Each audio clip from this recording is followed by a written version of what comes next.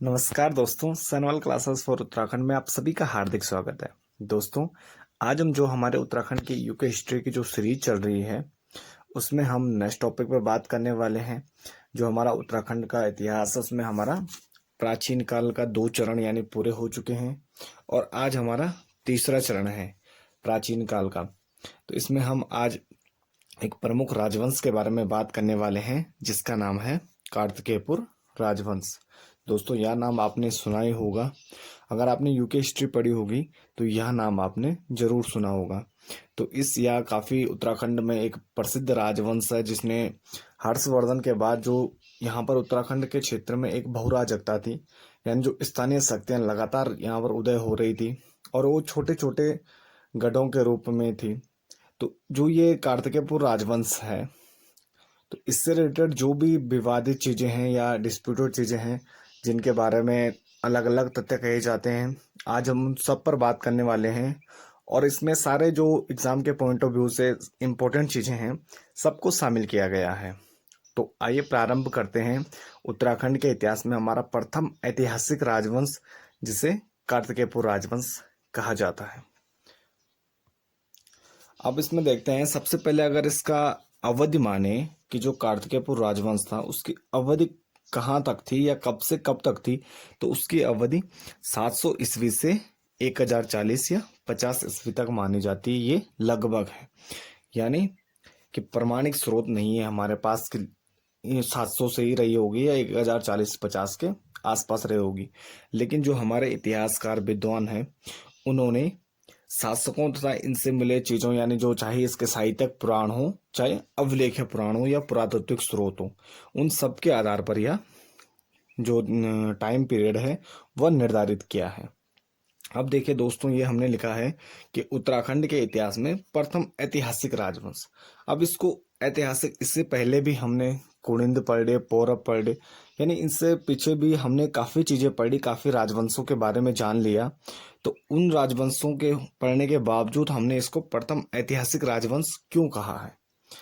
इसका मतलब है कि यानी इससे रिलेटेड जो कार्तिकेयपुर राजवंश है इससे संबंधित हमें प्रमाणिक चीज़ें प्राप्त होती हैं। यानी जो ये कार्तिकेयपुर राजवंश है इससे संबंधित हमें काफ़ी जो इससे रिलेटेड चीज़ें हैं, चाहे ताम्रपत्रों की बात की जाए, अवलेखों शिलालेखों की बात की जाए, तो काफ़ी चीज़ें प्राप्त होती हैं। उसके साहित्यिक स्रोत भी प्राप्त होते हैं और पुरातत्व चीज़ें भी प्राप्त होती हैं।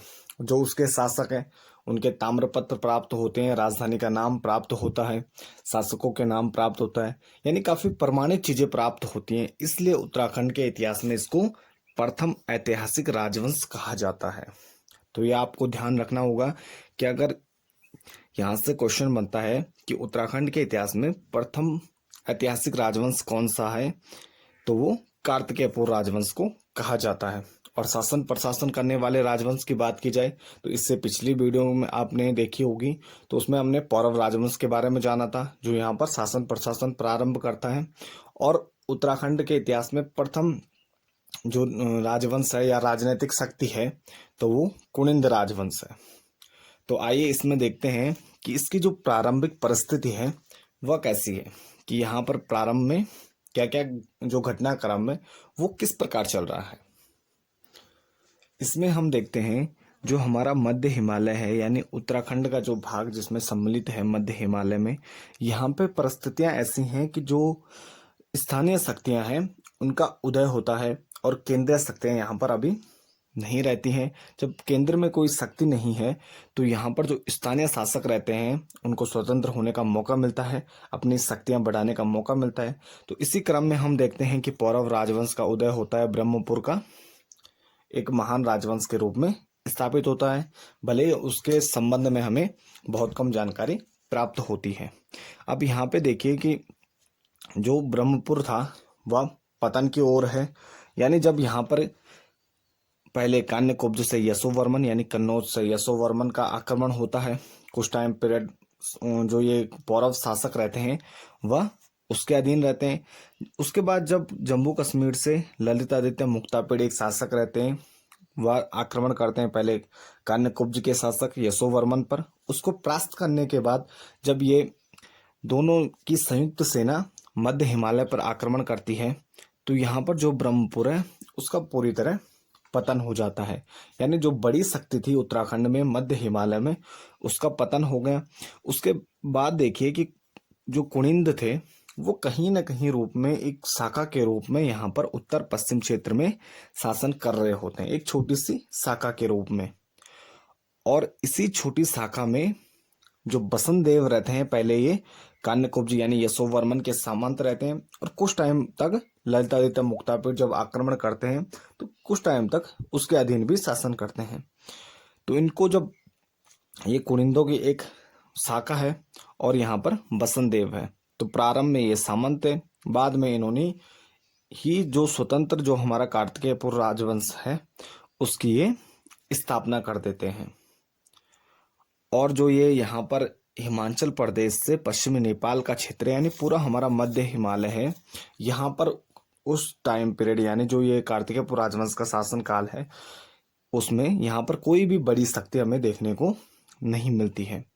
इस पर एक जो कुनिंदों की एक शाखा की बात की जाए तो इसको जो विद्वानों में काफी मतभेद है, ये कुनिंदों से संबंधित थे, खसों से संबंधित थे। तो 1930 में इतिहासकार हैं पावेल प्राइस, तो उनके अनुसार जो कार्तिकेयपुर साम्राज्य था वो कुनिंद राज्यों का अवशेष माना जाता है।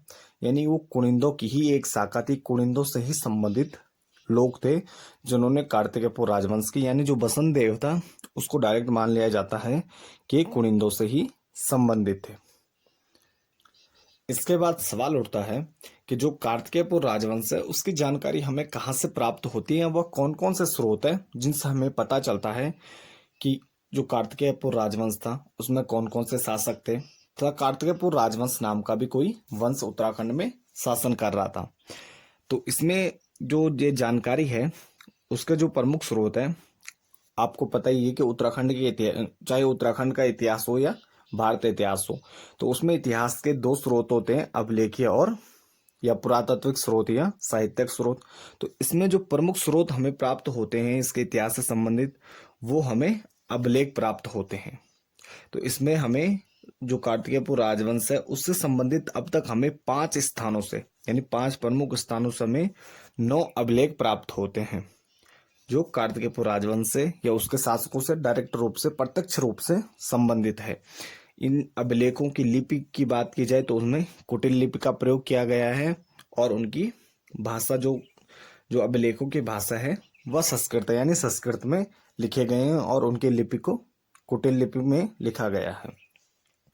9वीं 10वीं सदी के जो पाल वंश से नरेशों के अभिलेखों व तिब्बती जो ताम्रपत्र मिले हैं उनकी तिब्बती ताम्रपत्रों से समानता की जाती है, उनके समान ये प्रतीत होते हैं। पाल वंश से नरेशों के अभिलेखों से जो बंगाल में थे और तिब्बती ताम्रपत्रों से जो ये समस्त अभिलेख हमें प्राप्त होते हैं ये मुख्यतः दान परक है, यानी जिसके कारण इनमें राजनीतिक गतिविधियों की जानकारी कम प्राप्त होती है। इसका मतलब ये है कि जो ये हमें 9 अभिलेख प्राप्त होते हैं, चाहे ताम्रपत्र हो या शिलालेख हो, ये समस्त दान परक है, यानी उनके द्वारा जो दान किए गए थे उनके बारे में, जिससे इनके राजनीतिक इतिहास के बारे में ज्यादा कुछ जानकारी हमें प्राप्त नहीं होती है।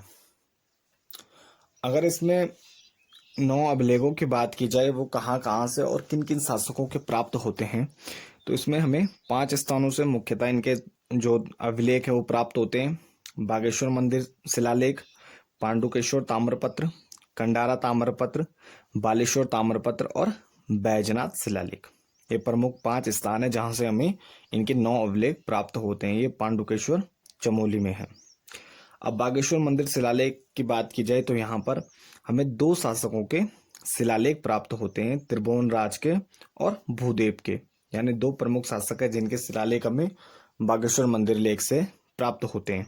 इसके बाद अगर पांडुकेश्वर ताम्रपत्र की बात की जाए तो यहाँ पर हमें 3 शासकों के 4 ताम्रपत्र हमें प्राप्त होते हैं।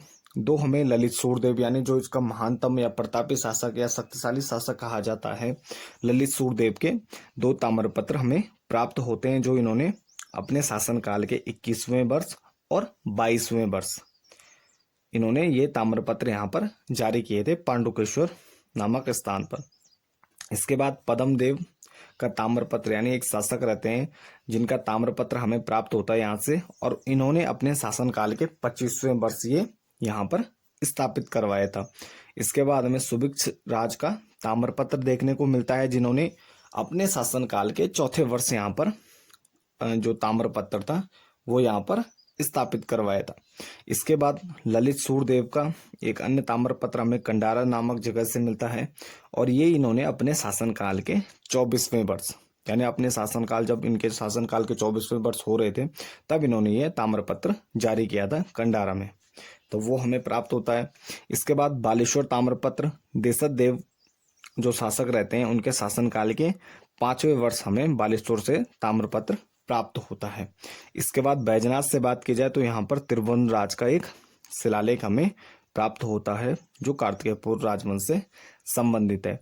अगर इन सब में सबसे अधिक ताम्रपत्र प्राप्त होने वाले शासक की बात की जाए जिसके हमें सबसे अधिक ताम्रपत्र प्राप्त होते हैं तो वो ललित सूर्यदेव है, जिसके हमें 3 ताम्रपत्र प्राप्त होते हैं।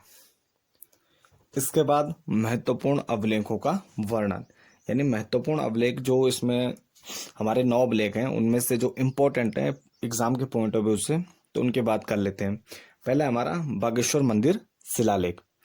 इस मंदिर शिलालेख से हमें यह बागेश्वर जिले के बागनाथ या बागरेश्वर मंदिर से प्राप्त होते हैं, जो बागेश्वर में बागनाथ या बागरेश्वर का फेमस मंदिर है। इसके बाद शिलालेख में इस स्थान को, जो ये शिलालेख प्राप्त होते हैं हमें, उसमें इस स्थान को व्याघ्रेश्वर कहा जाता है, यानी इसे व्याघ्रेश्वर कहा गया है। इनकी लिपि अभी हम पढ़ चुके हैं कि कुटिल लिपि है और संस्कृत भाषा में लिखे गए हैं। इसमें 2 कार्तिकेयपुर राजाओं के हमें शिलालेख प्राप्त होते हैं, त्रिभुवन राज और भूदेव के। इसमें जो 8 राजाओं के नाम हमें प्राप्त होते हैं, यानी कार्तिकेयपुर से संबंधित 8 शासकों के हमें नाम प्राप्त होते हैं। पहला है बसंत देव, उसके बाद खरपर देव, फिर कल्याण देव या कल्याण राजदेव, फिर त्रिभुवन राजदेव, निम्बर देव, इष्टगण देव, ललित सूर्यदेव और भूदेव, यानी 8 शासक हैं जिनके नाम हमें इस बागेश्वर मंदिर शिलालेख से प्राप्त होते हैं, यानी यह काफी महत्वपूर्ण हो जाता है एग्जाम के पॉइंट ऑफ व्यू से।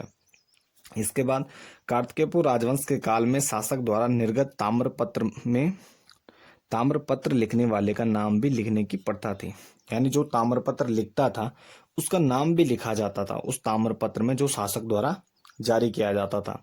तो इसका जो हमें प्रमाण मिलता है वो ललित सूर्यदेव के ताम्रपत्रों में हमें देखने को मिलता है, जिसमें गंगभद्र एक नामक व्यक्ति रहता है जिसका उल्लेख किया गया है कि गंगभद्र द्वारा वह ताम्रपत्र लिखे गए थे, यानी जो लिखता था उसका नाम भी उसमें ऐड किया जाता था। तो ये भी काफी इंपॉर्टेंट क्वेश्चन बन सकता है यहाँ से कि किस कार्तिकेयपुर राजवंश के शासक से जिसमें ताम्रपत्रों में नाम लिखने की प्रथा का पता चलता है, तो वो ललित सूर्यदेव है, और उस व्यक्ति का नाम पूछा जाए तो गंगभद्र। इसके बाद हमारा नेक्स्ट अभिलेख है पांडुकेश्वर ताम्रपत्र चमोली। यह चमोली के विष्णु गंगा के तट पर बद्रीनाथ मंदिर के पास स्थित मंदिर से प्राप्त होता है, यानी जो ये पांडुकेश्वर ताम्रपत्र है या चमोली से हमें प्राप्त होते हैं, विष्णु गंगा के तट पर है और यहाँ पर एक मंदिर स्थित है। यहाँ से हमें 4 ताम्रपत्र प्राप्त होते हैं, और ये ललित सूर्यदेव के 2, पद्मदेव और सुभिक्षराज के 1-1 ताम्रपत्र हमें यहाँ से प्राप्त होते हैं। और इन ताम्रपत्रों से हमें 3 कार्तिकेयपुर शासकों की जानकारी प्राप्त होती है। निम्बर देव, इष्टगण देव और ललित सूर्यदेव, ये 3 शासक हैं जिनके हमें पांडुकेश्वर ताम्रपत्र से जानकारी प्राप्त होती है। अब इससे रिलेटेड जो अन्य प्रमुख तथ्य हैं, इंपॉर्टेंट फैक्ट है, उनकी बात की जाए अभिलेखों से संबंधित, कि 4वीं पीढ़ी के जो कार्तिकेयपुर शासक देशर देव के पुत्र पद्म देव रहते हैं, उनके ताम्रपत्र 25वें वर्ष में, जो उन्होंने 25वें वर्ष में अपने शासनकाल में जारी किया था, तो उसमें उनकी राजधानी कार्तिकेयपुर नामक स्थल पर बताई गई है, यानी जो कार्तिकेयपुर नामक जगह पर राजधानी का वर्णन है वो पद्म देव के ताम्रपत्र में हमें देखने को प्राप्त होता है।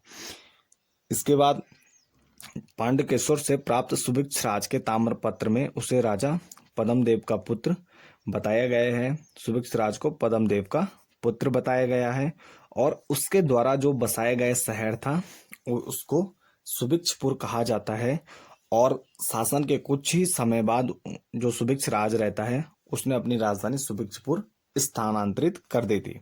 इसको हम आगे भी जानेंगे। इसके बाद हम बात करेंगे जो कार्तिकेयपुर राजवंश से संबंधित जो विवादित तथ्य हैं या विवादित चीजें हैं जिनसे हमें मतलब इतिहासकारों में जिनके द्वारा विभिन्न मत दिए जाते हैं उनसे संबंधित हमें प्रमाणिक चीजें कम प्राप्त होती हैं। तो इसमें सबसे पहला है कार्तिकेयपुर राजवंश की उत्पत्ति के बारे में। इसमें भी विद्वानों को लेकर काफी मतभेद है इसके वंश के नाम पे कि कार्तिकेयपुर कहे जाए या इसको कत्यूरी नाम कहा जाए। तो हम इसको कार्तिकेयपुर लेके चल रहे हैं, उसके पीछे जो कारण है हम वो भी देखेंगे कि हमने इसको कार्तिकेयपुर ही क्यों माना है, इसको कत्यूरी क्यों नहीं माना है। इसके बाद इसके वंश संस्थापक के बारे में यानी बसंतन देव जो इसके वंश संस्थापक रहते हैं तो उनके बारे में कि विद्वानों में क्या क्या मतभेद है। सबसे पहले हम उत्पत्ति की बात करते हैं कि जो कार्तिकेयपुर राजवंश रहता है इसकी उत्पत्ति किससे संबंधित मानी जाती है और किस प्रकार होती है। तो इसमें जो विभिन्न प्रमुख इतिहासकार हैं उनकी बात की जाए तो इसमें राहुल सांकृत्यायन जी हो गए। तो ये इनको शक या कुषाणों से संबंधित मानते हैं, इनको विदेशी बताते हैं। यानी जो शक या कुषाण लोग भारत जिन्होंने आक्रमण किया था तो ये उनकी एक शाखा रहते हैं और ये जो बसंत देव है यानी वो जो संस्थापक है वो उससे संबंधित है। दूसरा शिव प्रसाद डबराल जी हैं, ये इनको खसों से संबंधित मानते हैं कि जो खस थे उनका इससे संबंध है। एटकिंसन है तो ये इनके जो एटकिंसन है ये इनको काबुल के कटोर वंश से संबंधित मानते हैं कि वो उनसे संबंधित थे और उन्होंने ही यहाँ पर ये कार्तिकेयपुर राजवंश की स्थापना की थी। और जो अगर अधिकतर विद्वानों की बात की जाए कि जो ज्यादातर इतिहास का स्वीकार करते हैं वो हम पीछे भी पढ़ चुके हैं, ये कुनिंदों की एक शाखा के रूप में स्वीकार किया जाता है और हम इसी को लेकर चल रहे हैं कि ये कुनिंदों की एक शाखा थी जिसने कार्तिकेयपुर राजवंश की स्थापना की। इसके बाद इंपॉर्टेंट फैक्ट है कि पौरव वंश के ब्रह्मपुर राज्य के पतन के बाद कुनिंदों की एक शाखा ने 700 ईस्वी के आसपास एक प्रमुख राजनीतिक शक्ति के रूप में अपना विकास किया और उभरे। यानी ये कुनिंदों की ही एक शाखा थी जिसने 700 ईस्वी के आसपास लगभग कार्तिकेयपुर राजवंश की नींव डाली और बहुराजकता का अंत किया। और इसके बाद अगर वंश के नाम की बात की जाए कि इसमें कार्तिकेयपुर कहा जाए या कत्यूरी कहा जाए तो जो कत्यूरी वंश का नाम केवल कुमाऊं के धामदेव, वीर सिंह आदि जो उत्तर मध्यकालीन राजाओं के जागरों या लोक गाथाओं से हमें प्राप्त होता है। इसके अलावा अन्य कोई साहित्यिक या पुरातात्विक प्रमाण हमें देखने को बिल्कुल भी नहीं प्राप्त होते। यानी केवल ये लोक गाथाओं और जागरों में हमें जो उत्तरवर्ती शासक हैं कत्यूरी वंश के उनसे प्राप्त होता है। अगर इसके बात की जाए कि इसका सर्वप्रथम प्रयोग किसने किया, ये चलन में कैसे आया, तो ये जो एडविन टी एटकिंसन नामक इतिहासकार हैं, जो प्रमुख इतिहासकार है एटकिंसन, इन्होंने अपने हिमालय डिस्ट्रिक्ट में 1884 में यानी 1884 में कत्यूरी शब्द का सर्वप्रथम प्रयोग इन्होंने ही किया था। इसके बाद जो इसके उत्तरवर्ती लेखक रहते हैं पावेल प्राइस हो गए, राहुल सांकृत्यायन हो गए, शिव प्रसाद डबराल हो गए, तो अन्य जो इतिहासकार हैं इन्होंने इसी का अनुसरण किया और उन्होंने कार्तिकेयपुर राजवंश को कत्यूरी शब्द से ही संबोधित किया। और इससे संबंधित जो 7 शासकों के हमें 9 अभिलेख प्राप्त होते हैं, कहीं भी हमें उसमें इस वंश का नाम देखने को नहीं मिलता, यानी उसे कत्यूरी कहीं भी नहीं कहा गया है। अब भारत के इतिहास में एक परंपरा है कि जैसे कोई राजवंश हमें प्राप्त होता है, उससे संबंधित चीजें प्राप्त होती हैं, अगर उसका नाम हमें नहीं प्राप्त हो रहा है और उसकी जो राजधानी है उसका नाम हमें प्राप्त होता है, तो राजधानी के नाम पे ही उस वंश का नाम रखा जाता है। यह भारतीय इतिहास की एक परंपरा है। तो हम भी इसी का इसमें अनुसरण करते हैं और भारतीय इतिहास परंपरा के अनुसार ही जो इसकी जो हमें अभिलेखों में राजधानी प्राप्त होती है कार्तिकेयपुर, उसी के आधार पर इसको कार्तिकेयपुर राजवंश के नाम से संबोधित किया गया है।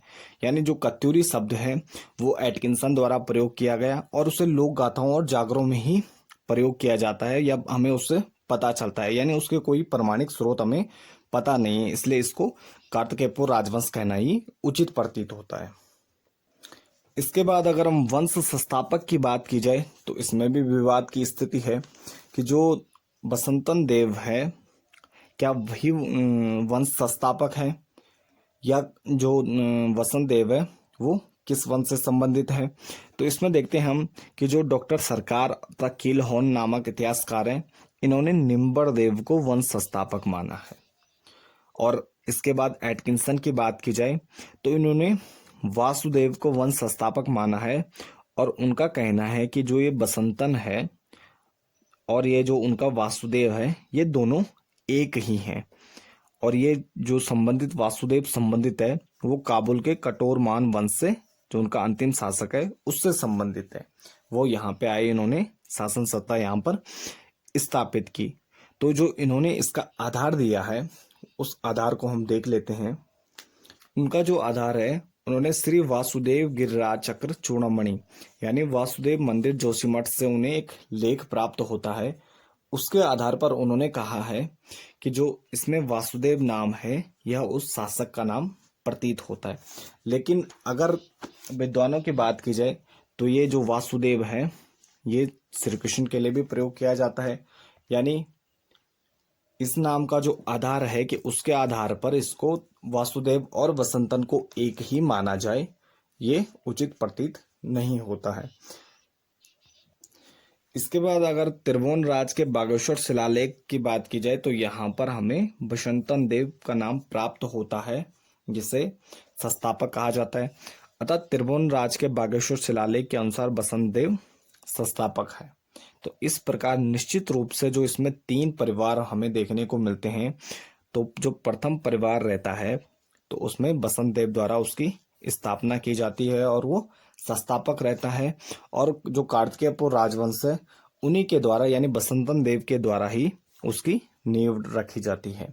तो यानी जो इसका संस्थापक है, तो इन 3 चीजों को क्लियर कर लेते हैं। यानी जो अगर उत्पत्ति की बात की जाए तो ये कुनिंदों की एक शाखा के रूप में माना जाता है। वंश की बात की जाए तो कार्तिकेयपुर इसको माना जाता है।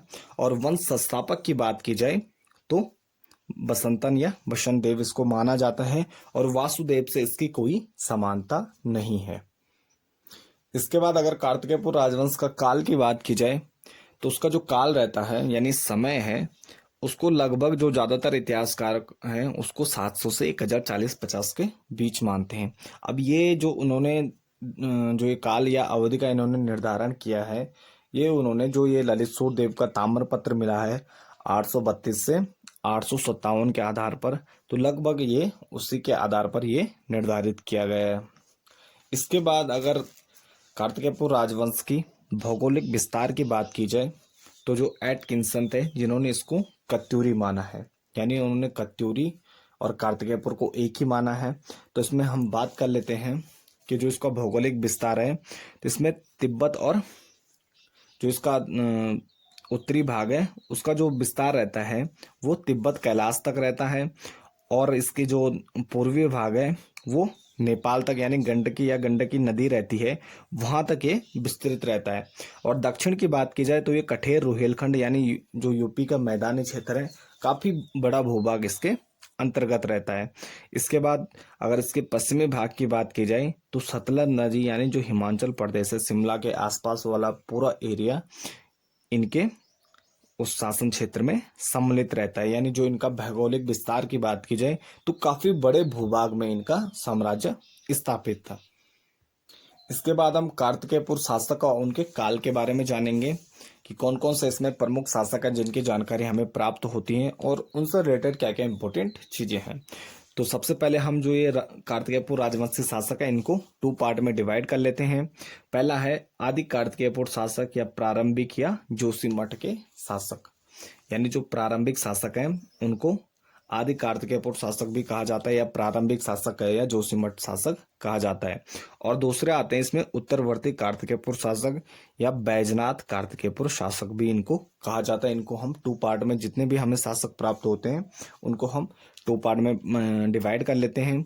तो अगर इसमें प्रारंभिक जो कार्तिकेयपुर शासकों की हम बात करते हैं तो इसमें हमें प्रथम 3 परिवारों के 14 शासकों के द्वारा लगभग 300 वर्ष तक शासन करने के जानकारी हमें प्राप्त होती है। यानी 3 परिवार इसमें प्रारंभिक जो शासक हैं वो शासन करते हैं। अगर इन 3 परिवारों की बात की जाए और उनके संस्थापक राजाओं की बात की जाए, तो प्रथम परिवार हमें पता ही है कि जो संस्थापक है कार्तिकेयपुर राजवंश का भी, यानी बसंतम देव है। द्वितीय परिवार की बात की जाए तो निम्बर देव रहते हैं, जो इस वंश की द्वितीय परिवार की स्थापना करते हैं। और तृतीय परिवार की बात की जाए तो सलोड़ादित्य नामक कार्तिकेयपुर शासक रहते हैं, जो तृतीय परिवार के संस्थापक हैं। और इसके बाद अगर परवर्ती शासकों को अध्ययन सुविधा हेतु हम चौथे परिवार के अंतर्गत रखते हैं, यानी जो ये 3 परिवार के बाद ये चौथा परिवार है उसको हम उत्तरवर्ती कार्तिकेयपुर शासक में रखते हैं, जब इनकी राजधानी ट्रांसफर हो जाती है बागेश्वर के बैजनाथ में। अब इसमें जो बैजनाथ संग्रह शिलालेख हमें प्राप्त होता है, जो राहुल संस्कृतायन के अनुसार, तो यहाँ पे प्रमुख जो राजाओं के नाम हमें प्राप्त होते हैं, इसमें है त्रिभुवनपाल, वामन देव, महिपाल, लखनपाल, उदयपाल और लखनपाल देव नामक हमें जो शासक हैं, उत्तरवर्ती शासक हैं, उनकी जानकारी हमें प्राप्त होती है। तो आइए जो आदि कार्तिकेयपुर प्रारंभिक या जोशीमठ शासक हैं उनके बारे में हम बात कर लेते हैं। कि जो परिवार संस्थापक रहता है बसंत देव, उनकी पत्नी राजनारायणी या सज्जनारा भी कहा जाता है उसे, तो ये जो जानकारी हमें बागेश्वर शिलालेख से प्राप्त होती है। उसके बाद उनके पुत्र शासक बनते हैं। फिर खरपर देव, इनकी पत्नी का नाम कल्याण देवी है। इसके बाद कल्याण राज देव या अधिराज देव, और उनकी पत्नी का नाम लद्दा देवी है। फिर त्रिभुवन देव शासक बनते हैं। फिर द्वितीय परिवार निम्बर देव द्वारा स्थापित किया जाता है। इनकी पत्नी का नाम नास देवी या दास देवी कहा जाता है, और ललित सूर के 3 ताम्रपत्र से इनकी जानकारी प्राप्त होती है। फिर इष्टगण देव, उसके बाद ललित सूर देव 832 से 857 के बीच, और उसके बाद भूदेव शासक बनते हैं। इसके बाद तृतीय परिवार की स्थापना होती है सरोड़ा देव द्वारा। फिर उसमें इच्छर देव, दस्य देव, पदम देव और सुभिक्ष राजदेव शासक बनते हैं। तो आइए इन शासकों के बारे में विस्तार पूर्वक जान लेते हैं, क्या क्या एग्जाम के पॉइंट ऑफ व्यू से इनके शासनकाल से इम्पोर्टेंट है। जो हमारा प्रथम परिवार है, बसंत देव का प्रथम परिवार है, यानी बसंत देव द्वारा जो कार्तिकेय राजवंश की स्थापना की जाती है। तो उसके बाद हम देखते हैं कि ये कार्तिकेयपुर राजवंश के व प्रथम परिवार के संस्थापक शासक भी हैं। इसमें जो ज्ञात अभिलेखों के आधार पर वंश संस्थापक होने का इनको श्रेय जाता है, यानी अभिलेखों में इसके संस्थापक होने की जानकारी हमें प्राप्त होती है। ये पहले कान्यकुब्ज या कन्नौज के शासक केशव वर्मन के सामंत रहते हैं। जैसे ही ललितादित्य मुक्तापीड़ उन पर आक्रमण करते हैं, तो ये स्वतंत्र शासन की स्थापना कर देते हैं। इसके बाद जो इनकी स्वतंत्र सत्ता है उसके प्रमाण की बात करते हैं, तो उनके द्वारा जो धारण की गई महाराजा धीराज परम भद्द्वारा का, यानी एक महान उपाधि है जो स्वतंत्र शासकों द्वारा ही धारण की जाती है। तो उससे पता चलता है कि इन्होंने स्वतंत्र सत्ता स्थापित कर दी थी। इनके द्वारा जोशीमठ में यानी चमोली में जो नरसिंह मंदिर का निर्माण का श्रेय इनको दिया जाता है, कि जो जोशीमठ में नरसिंह मंदिर है वह इनके द्वारा बनाया गया था। इसके बाद वैष्णव धर्म के अनुयायियों को इन्होंने स्वर्णेश्वर नामक ग्राम दान में दिया था, यानी जो वैष्णव धर्म के अनुयायी थे इनको इन्होंने एक गांव स्वर्णेश्वर दान में दे दिया था। इसके अलावा इनकी जो पत्नी का नाम राजनारायणी या सज्जनारा कहा, जिसका उल्लेख मिलता है, और वह शैव धर्म से संबंधित है और कहा जाता है वो शैव धर्म को मानने वाली थी। इसके बाद एटकिंसन द्वारा वासुदेव से इनकी जो समानता की जाती है कि बसंत देव और वासुदेव एक ही शासक थे, तो ये पूरी तरह भ्रामक है, जिनका हम पीछे पढ़ चुके हैं। इसके बाद जो बसंत देव है इनके पुत्र शासक बनते हैं, बसंत देव के पुत्र शासक बनते हैं, जिसका नाम का उल्लेख हमें प्राप्त नहीं होता है। उसके शासक बनने के बाद शिलालेखों में या साहित्यिक साक्ष्यों में कहीं भी हमें उनके नाम का उल्लेख नहीं होता है, क्योंकि उनका शिलालेखों में उनका नाम मिट गया था। बाकी साहित्यिक साक्ष्यों में प्राप्त नहीं होता है। लेकिन इनकी जो उपाधि है वो भी इनके अपने पिता की भांति महाराजा धीराज परम भद्द्वारा की उपाधि हमें इसकी जानकारी हमें अभिलेखों से प्राप्त होती है। तो इसका तात्पर्य यह है कि यह भी एक स्वतंत्र शासक थे। इसके बाद बसंत देव द्वारा जो स्वर्णेश्वर ग्राम इन्होंने वैष्णव धर्म को दान दिया था, तो वो क्या करते हैं, ये बसंत देव के पुत्र क्या करते हैं, ये बागेश्वर जो या बागेश्वर मंदिर रहता है वो इसको स्वर्णेश्वर ग्राम को, इस मंदिर को दान में दे देते हैं, यानी वैष्णव धर्म से लेकर बागेश्वर मंदिर में ये दान कर देते हैं। और इनके अगर धर्म की बात की जाए तो ये शैव मतावलंबी थे, शैव धर्म को मानने वाले थे। और कहा जाता है कि इन्होंने प्रजा कल्याण हेतु सार्वजनिक मार्गों का निर्माण करवाया था। तो इसका उल्लेख हमें अभिलेखों में मिलता है कि इन्होंने सार्वजनिक मार्गों पर काफी व्यय किया तथा जनता की सुख सुविधा के लिए सार्वजनिक मार्गों का प्रमुखता से निर्माण करवाया। इसके बाद बसंत देव के पुत्र के बाद खरपर देव नामक शासक की जानकारी हमें प्राप्त होती है कि वह कार्तिकेयपुर राजवंश के शासक बनते हैं। तो ये अपने पूर्वजों की भांति ही इन्होंने महाराजाधिराज परम भद्वारा की उपाधि धारण करते हैं और इनकी पत्नी का नाम कल्याण देवी बताया जाता है और इनसे रिलेटेड कुछ जानकारी हमें प्राप्त नहीं होती है। इसके बाद खरपर देव के बाद कल्याण राज या कहीं पर इनको अधिराज या अधिध्वज देव नाम इनका नाम आता है। तो ये कल्याण राज या अधिराज या अधिध्वज देव इनका नाम है, तो आप दोनों नाम ध्यान में रखेंगे। तो खरपर देव के बाद ये शासक बनने का उल्लेख हमें प्राप्त होता है। इन्होंने भी पूर्वजों के बाद ही महाराज अधिराज परम भद्वारा की उपाधि धारण की और इनकी जो पत्नी का नाम है वो लद्दा देवी है। इनको पत्नी का नाम लद्दा देवी प्राप्त होता है और जो इसकी जानकारी है वो हमें बागेश्वर लेख से प्राप्त होती है। इसके बाद कल्याण राज के बाद त्रिभुवन देव शासक बनते हैं, जिसकी जानकारी की बात की जाए तो ये भी हमें बागेश्वर लेख से प्राप्त होती है। और जब ये शासक बने तो कहा जाता है यह बहुत ही दानी प्रवृत्ति के शासक थे, यानी दानी प्रवृत्ति के शासक थे। इसके बाद इन्होंने अनेक मंदिरों को या को भूमि व धन दान में दिया था। जब दानी प्रवृत्ति का शासक है तो ये धार्मिक चीजों से या धार्मिक कार्यों से पहले से ही इनका लगाव रहता है, तो इन्होंने अनेक मंदिरों और जो मंदिरों को या अन्य धार्मिक कार्यों को प्रमुखता से किया और अनेक मंदिरों को भूमि व धन प्रदान किया। इसके बाद का एक उल्लेख मिलता है कि जो ये शासक रहते हैं त्रिभुवन देव, इनके भाई द्वारा किए जाने वाले एक दान का उल्लेख किया गया है, यानी उनके भाई द्वारा दान का उल्लेख हमें प्राप्त होता है। तो ये प्रथम परिवार के 5 शासक थे। तो ये वीडियो काफी लंबी हो जाएगी, इसके लिए इसको नेक्स्ट पार्ट में देखेंगे। तो इसके साथ ही हमारा जो ये प्रथम परिवार था कार्तिकेयपुर राजवंश का वो कंप्लीट हो जाता है। तो बाकी जो अन्य 2 परिवार हैं और बैजनाथ कार्तिकेयपुर के शासक हैं, इसका कला साहित्य वाला पक्ष है। तो बाकी जो अन्य चीज़ें हैं उनको हम इसके सेकंड पार्ट में जानेंगे। तो बाकी मिलते हैं इसके सेकंड पार्ट में, तब तक के लिए बने रहे हमारे चैनल के साथ। और अगर ये वीडियो आपको अच्छा लगे तो लाइक कमेंट शेयर जरूर कीजिएगा। धन्यवाद।